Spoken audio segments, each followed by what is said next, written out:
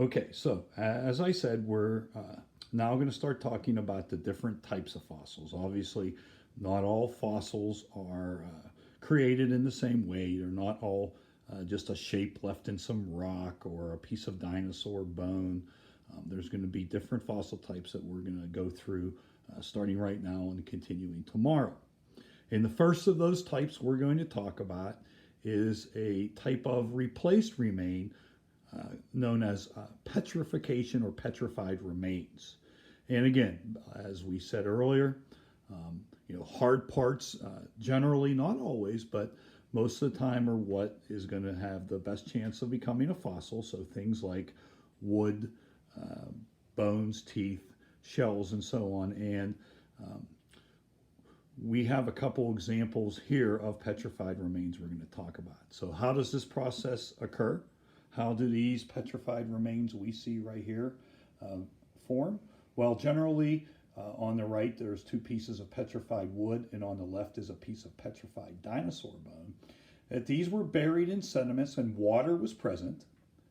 And you, some of you may know, water that's out there in the lakes and oceans and everything have minerals in them.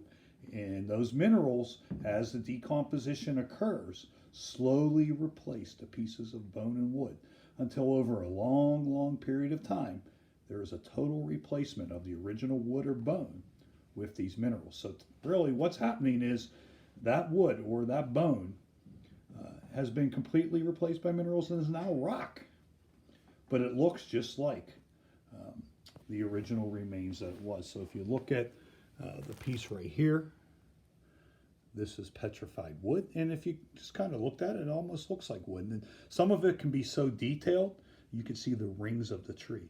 But this is rock, and it's been slowly replaced by the minerals and is petrified wood. And this is another example, and again, it resembles wood, but if you turn it over and look, and if you polished it, and the quartz and so on, the minerals that replace that wood shine, and you get this really nice kind of attractive looking piece of rock. And they actually use some petrified wood. It can be made into tables and so on. They're really expensive, but it looks really, really nice. It can have a lot of other colors from the silicates and so on that are in those.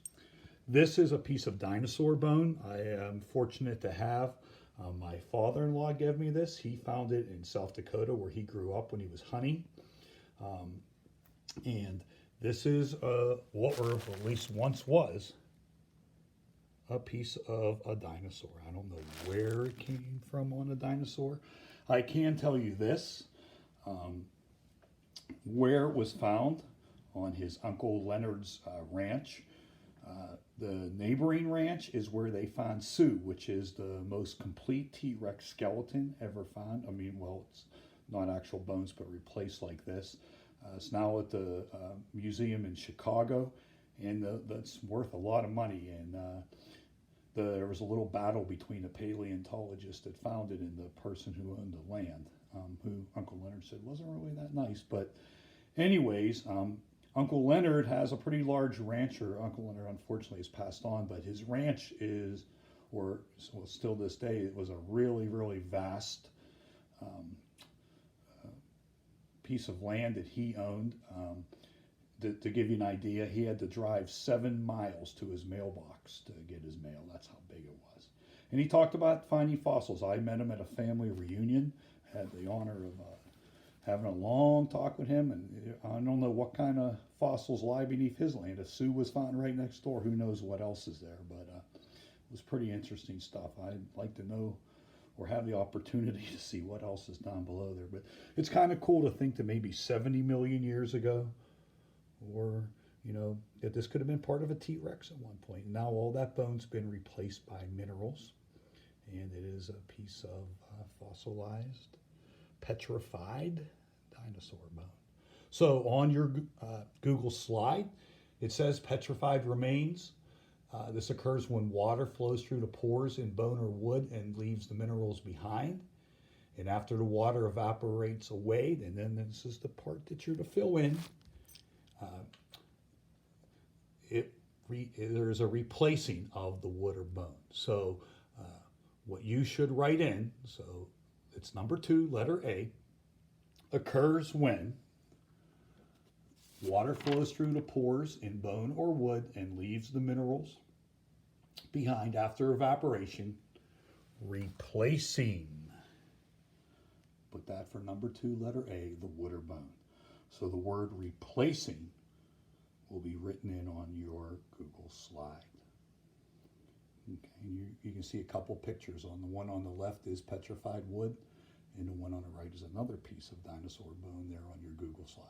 So you should have 3 things filled in today. Up at the top, under the definition of fossils, 10,000 years old. And then under letter A quick burial, the word burial. And down at 2A now, the word replacing. So the first of our fossil types is petrified remains, which we had a couple examples. Wish you guys had the opportunity to take a look at these in class. We'd be passing these around for you to see, but this is the best we can do right now. And what we will do tomorrow is talk about some of the other fossil types. All right, hope you guys are all doing well. Stay safe, and I'll be talking to you again.